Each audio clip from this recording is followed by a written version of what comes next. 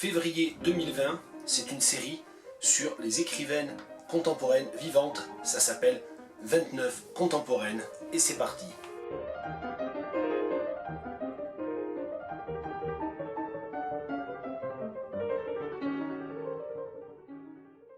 Aujourd'hui, 14e jour du projet des 29 contemporaines. On arrive presque à la moitié. Demain, ça sera la moitié. Et aujourd'hui, je vais vous parler de Nathalie Léger. Hier, j'ai parlé de Marianne Alphand, ou plus exactement, j'ai lu le début d'un livre de Marianne Alphand, et il m'a semblé assez naturel de poursuivre avec Nathalie Léger, puisque Nathalie Léger et Marianne Alphand ont dirigé ensemble la grande exposition du centenaire de Beckett en 2006-2007, et c'est d'ailleurs le premier livre publié en tant qu'écrivaine de Nathalie Léger que je vais vous lire deux extraits, Les vies silencieuses de Samuel Beckett. Alors dans le cadre d'un projet sur les 29 contemporaines, sur les écritures de femmes, j'aurais pu préférer citer un extrait d'un livre plus récent de Nathalie Léger, le livre qu'elle a consacré à Barbara Loden, le supplément à la vie de Barbara Loden. Bon, j'ai préféré, pour des raisons qui me sont personnelles, en fait c'est ce texte de Nathalie Léger que je trouve le plus marquant, le plus durable en moi, je veux dire le plus mémorable. Et c'est donc un livre qu'elle a écrit pendant qu'elle préparait cette fameuse exposition Beckett. Ça a été une manière pour elle, en quelque sorte, de subjectiver un sujet sur lequel elle travaillait de manière évidemment beaucoup plus professionnelle en tant qu'archiviste et mémorialiste. Je veux juste remarquer, j'ai retrouvé dans ce livre un témoignage d'une époque antique, et là les Tourangeaux comprendront, les Tourangeaux qui vivaient déjà avant l'arrivée du tramway comprendront, c'était avant les cartes, les passes, les forfaits, tout ça, c'était ces petits tickets de bus, et il y a encore la date dessus, c'est une date de 2006, et donc voilà, c'était mon marque-page quand j'ai lu ce livre, ça prouve bien que je l'ai lu, d'ailleurs au moment de sa sortie, puisque c'est un ticket du 30 mai 2006. Nathalie Léger, elle était venue d'ailleurs à la librairie Le Livre à Tours, à l'occasion de ce livre-là, et c'est là que je l'ai rencontré d'ailleurs, la seule fois où je l'ai entendu, où j'ai eu l'occasion de l'entendre. À l'occasion de la première visite de Borges à l'université du Texas, le directeur du Humanities Research Center lui montra quelques-uns des très beaux manuscrits conservés par son institution.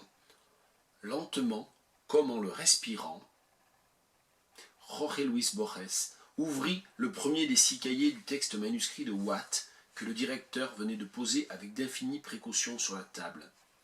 De ce banal assemblage de feuillets conservés dans une boîte en carton, l'un des archivistes avait dit, sans qu'on puisse démêler l'emphase feinte de l'émotion vraie, « It glows like a luminous secular relic ».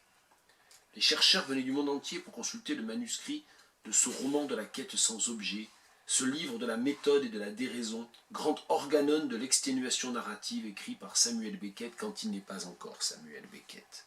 Tout en présentant les cahiers écrits entre 1941 et 1944, le directeur avait eu l'idée, bien dans la manière de son invité, de comparer les manuscrits conservés par la bibliothèque à l'Océan et le manuscrit de Watt à la Baleine Blanche. Plus tard, quelqu'un attribua le mot à Borges lui-même et raconta, comme s'il en avait été le témoin, la façon dont l'écrivain avait touché délicatement les couvertures des 6 petits cahiers tout en citant quelques mots de Moby Dick. Qu'est-ce donc qui me frappe et me laisse si mortellement calme, quoique toujours en attente? Les choses de l'avenir flottent devant moi, comme des formes vides et des squelettes, tout le passé est devenu fantôme. On sait aujourd'hui qu'il n'en fut rien, et seul le directeur se permit de faire un commentaire sur l'immensité des collections placées sous sa garde.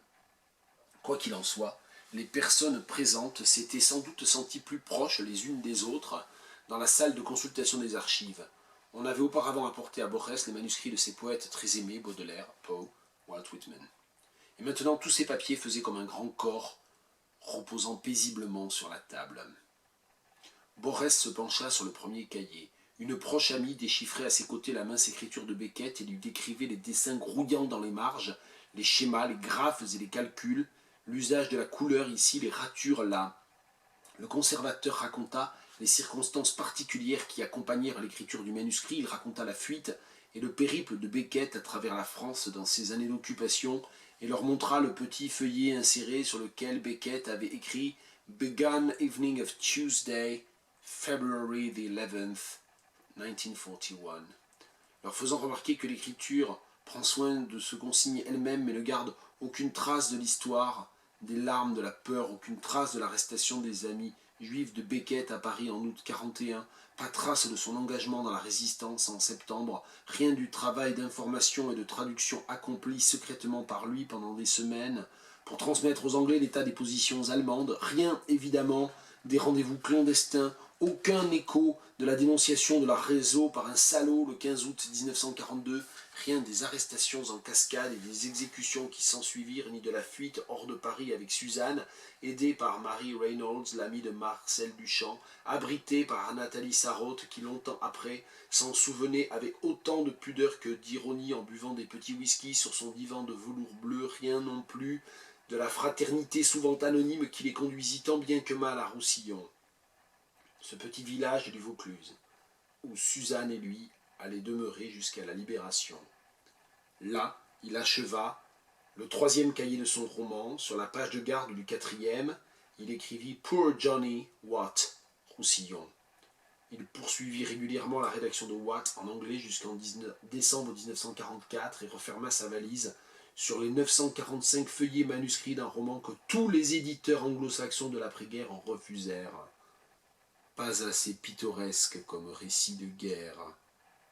Certains avancèrent que le texte faisait preuve d'une fantastique vitalité psychique, d'une scandaleuse facilité pour la métaphysique et d'un très beau talent d'écriture, mais tous le refusèrent. Il est pourtant difficile de faire mieux que Watt pour décrire l'obstination de la pensée à se tenir droite au bord du vide. Je m'arrête là et j'ai lu en fait 4 pages presque de ce livre, de la page 61 à la page 64. La visite de Borès se poursuit, ou le récit de la visite de Borès se poursuit. Si ce livre est encore disponible dans la collection Alia, ça coûte 6 €. Il n'y a vraiment aucune raison de s'en priver. C'est un très très beau texte et c'était l'entrée en écriture de Nathalie Léger.